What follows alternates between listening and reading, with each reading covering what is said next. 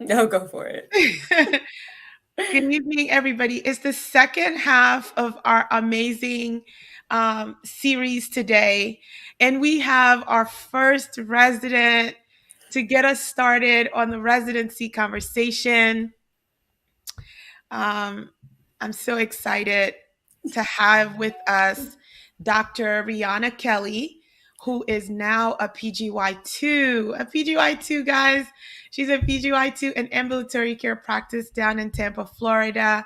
I'm so excited to have her share with us a little bit about her journey, her process, and definitely all of the wisdom that she's got for us about what her journey was like. I was sharing with her before we went on live that I was a PGY1 that was definitely going to do a PGY2. Okay. Like it was so clear in my mind. And October hit and things went from 0 to 200 so quickly. And I was like, I'm tired. I think I'm very tired. I don't know that I can enter an application cycle again. So I so truly admire people who are so dedicated and committed to their goals and don't get burned out. And even if you do get burned out, that they stick with it and really see that goal and that vision through. So I'm just really excited to hear to that. So without further ado, guys, welcome Dr. Kelly. Please share a little bit about yourself with everybody here tonight. Okay, so I am a PGY2 here at the James A. Haley VA Medical Center. We're here in Tampa, Florida. I did my first year of residency at the Dublin VA in Georgia, and I graduated pharmacy school from Mercer University. So excited to be Yeah. here. Oh, that's so exciting. Mercer.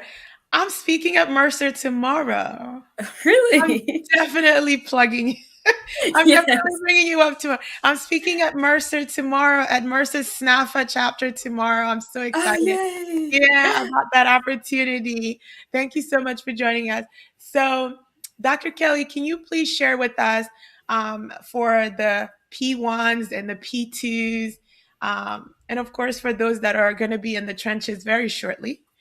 At what point in your professional career did you kind of identify that residency was going to be the next logical step for you? So I was very different than everyone else. I came into pharmacy school thinking that I was going to work community pharmacy. I was really excited to do that. I'm a very people person.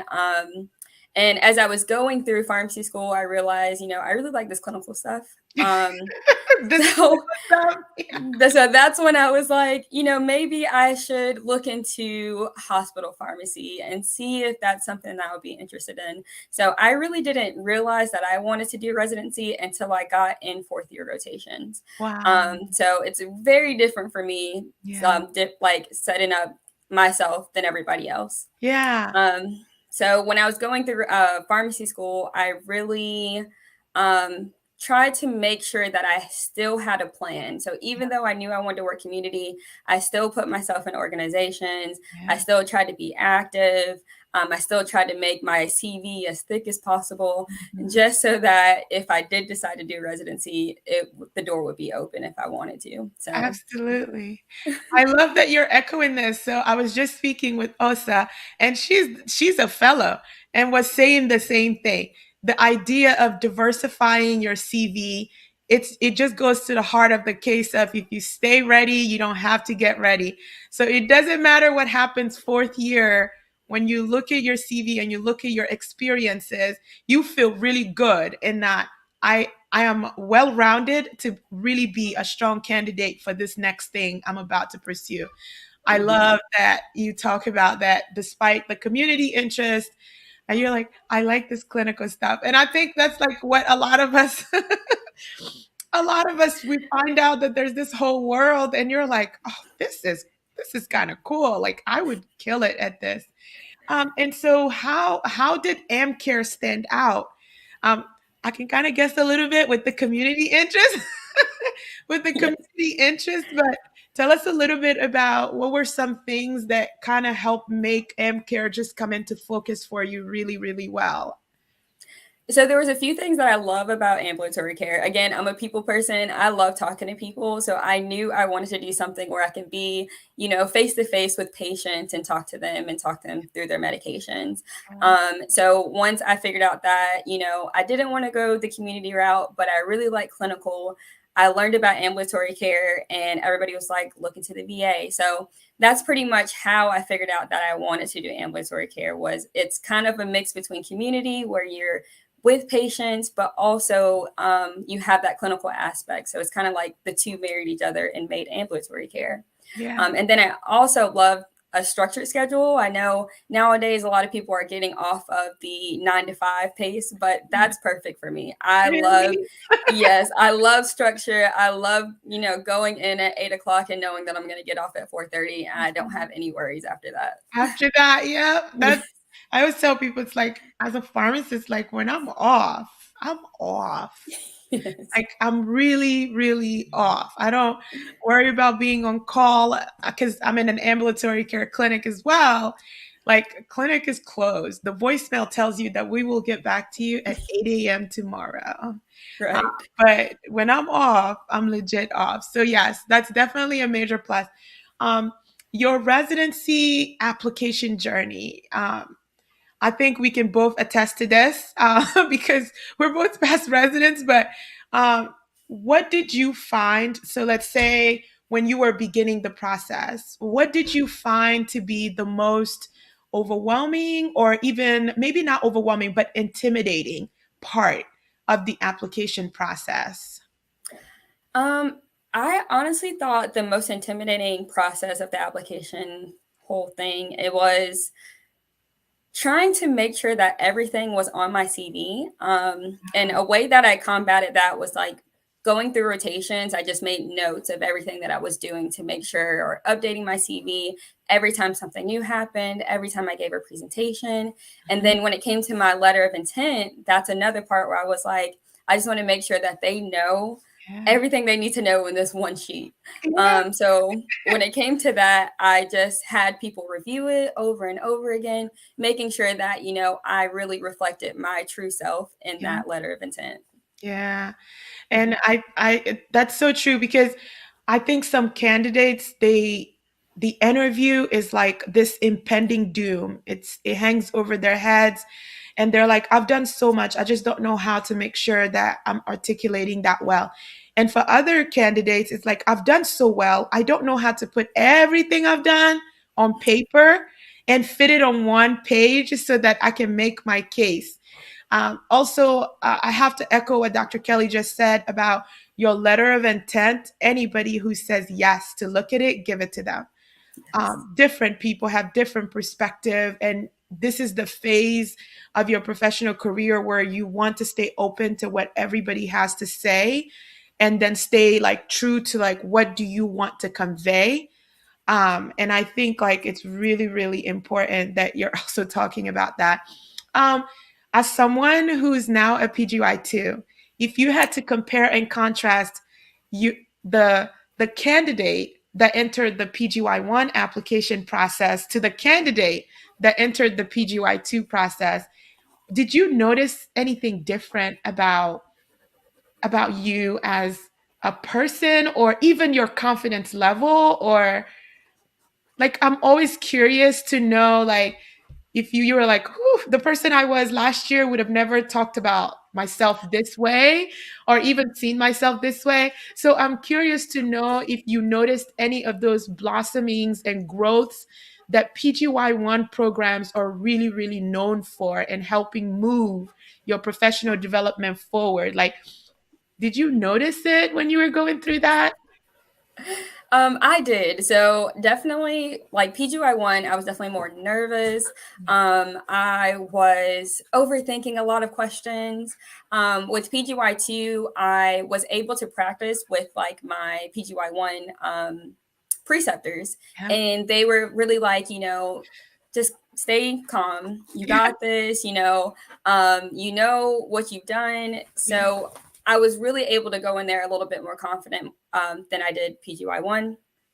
Let's see. I kind of already knew what questions they were going to ask because I've been asked these questions before. So Yeah. you could kind of go in with the mindset knowing some things that they may ask already. Yeah. So those are the two things that I really felt different from PGY1 to PGY2. PGY2, yeah. Mm-hmm. Okay, yeah, that would make sense because it's like when you're interviewing as a second year, also the pressure is great. It would be awesome. Like the decision to do a second year is like, yes, kick things up a notch. But a PGY1, there's a lot more pressure because you're like, I'm so clear about what I want to do. And this is such a crucial step one. Like, I just have to make sure everything's perfect so I can get this start. And a PGY2, you're like, if it doesn't work out, there is a lot that I can do to invest in my own growth and development and move my career forward, type of stuff too. So I think that also helps take the edge off just a little bit when Mm-hmm. you're going through it.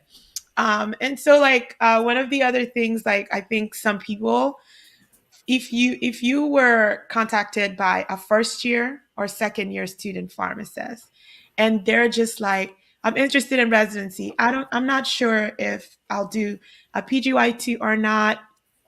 But I want to know in these early years of my professional career, how do I begin to set myself apart? How do I begin, like, what opportunities should I pursue so that I can break away from the pack? I think it would be great for them to hear from someone who's been successful twice with the process already. Yeah, so one thing that I love to tell people is, and I'm sorry, I have my dog's in the room and she enjoys barking. But one thing that I would definitely tell first and second year students right off the bat is, it really isn't more about your grades. Like, grades are important, but you want to just make sure that you are well rounded. You want to make sure that you join organizations, you're getting involved with things that people don't normally get involved with. You're volunteering. I think that's a big component that people don't realize is volunteering, because it shows that you can do something outside of pharmacy Mhm. to help your growth. Yeah. So those are the things that I would recommend for a first and second year student. It's just getting out there, getting comfortable, Mhm. meeting new people, networking, Yes. and you can focus on your grades, but a B is not going to hurt anybody. No. So, as long as you graduate and you network and Yeah. you do those organizations, people will look at your application and say, we can give this person a chance. A chance. 100%. Hmm. I agree with that so much. I My grade was like this huge thing for me that I thought I needed to get above a 3.6. Like Yes. I was like working so hard during Appies to get the fall grades up. I wanted to apply with a GPA above a 3.5, like well above a 3.5. And I think that that was just part of some toxic culture I picked up in pharmacy school because my program is accelerated. It's the bars were set so high. You're in class with a bunch of people that have GPAs of 3.8, and it makes you feel like you're not performing. But in actuality, like I probably didn't even apply to any of the same programs as those people in that classroom. So Hmm. getting perspective early is gonna save you, is gonna save you a lot of time and heartache because your competition is out there, not the group in your class. So comparing yourself to the people in class is just gonna create all this mental exhaustion that you don't necessarily need. Um, we would love to hear about what your year has been like so far as a PGY2 in your new program. So yeah, and I totally agree with you about the grade thing and everything like that. You really want to make sure that you're just passing your classes and not comparing yourself to anyone else. Anyone. I think that's a big point to make. So when it comes to me in my second year of residency, it is going smooth. With second year residency, you start off right off the bat. You have orientation. It's a little bit not as intense as you would say a first year orientation. Okay. But your projects start day one. You're getting everything rolling. But it's a little bit easier because you've already done the things. Like you've already done a project, you've Mhm. already done research. So you know kind of what you're doing, and you can really focus in and hone in on your clinical skills and your interaction. Oh my God. I Now see. it's my guy's turn. I'm so sorry. No worries. He's like, my guy's turn to just randomly bark. I think he believes like we own this neighborhood. No one else lives here. Sorry. My dog's the same way. Sorry. Go ahead. Oh no, but that was pretty much it. Just getting the ball rolling right off with PGY2, and you kind of know exactly what you're doing. So it's not much of an adjustment as it is with PGY1. PGY1.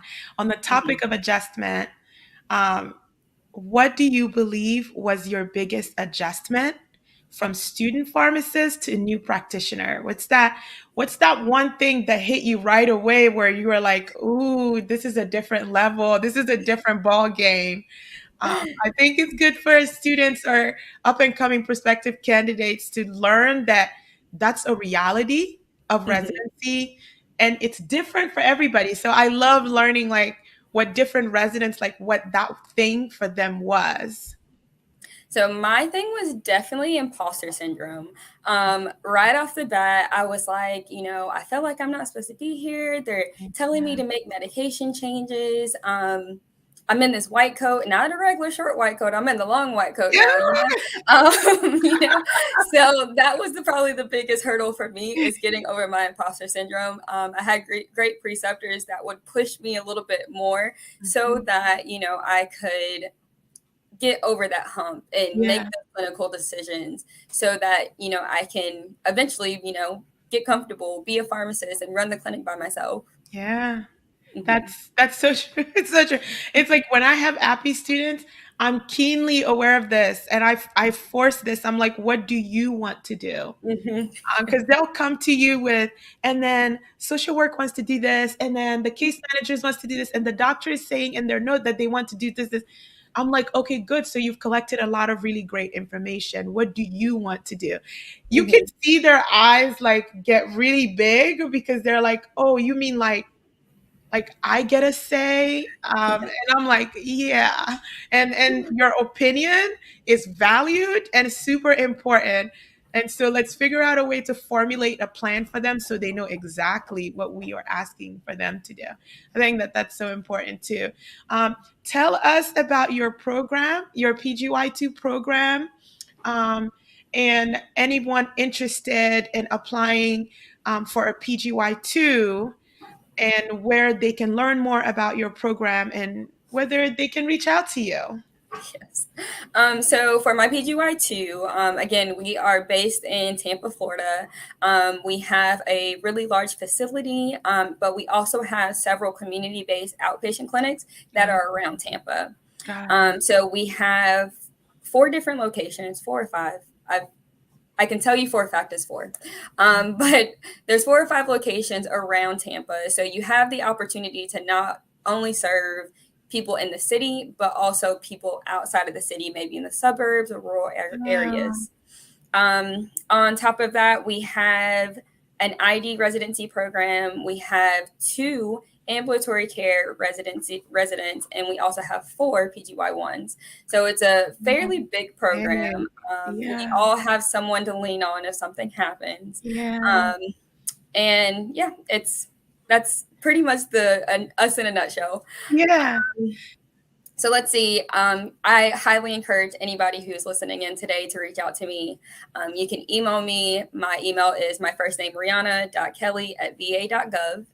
Okay. And I am always open to questions, especially those who are trying to seek a residency and maybe a little bit nervous going into mid-year. Absolutely. Will you all be at mid-year? Yes, we will be at mid-year. Awesome. Okay, So great. the first year program will definitely be at mid-year. Yeah. We are doing early commitment for the PGY2s on November Ooh. 4th. Ooh. So tell us about early commit because Yeah. when I'm working with students, I specifically tell them Make sure you know what the early commit status is of the program. It is a sweet, sweet deal. So could you please describe for the P2s I think there's some prospective candidates that have no idea what early commit is actually. Mhm. What is early commit and why am I overly excited that your program does early commit? So early commitment is basically where the first year residents can actually apply for our PGY2 here at our program before anyone else. Yeah. So they get first pick on whatever PGY2 they want to do. We interview them and they do the whole process of getting interviewed, looking at their CV, looking at their letter of intent before anybody else does outside of our program. So it's very important. I tell people this all the time. When you choose your PGY1 and you're thinking about doing a PGY2, choose a program that has a PGY2 in the area of your interest so you can early commit and you don't have to stress when you're at mid-year. Yeah. The importance of what Dr. Kelly just said cannot be overstated. After you go through mid-year, you'll understand why picking a program, the early commits, is the sweetest bonus of any bonus in this process. You get to bypass 80% of what you've done in all of the PGY1 process. Um, it's basically a fancy term for you get first dibs. You get first dibs.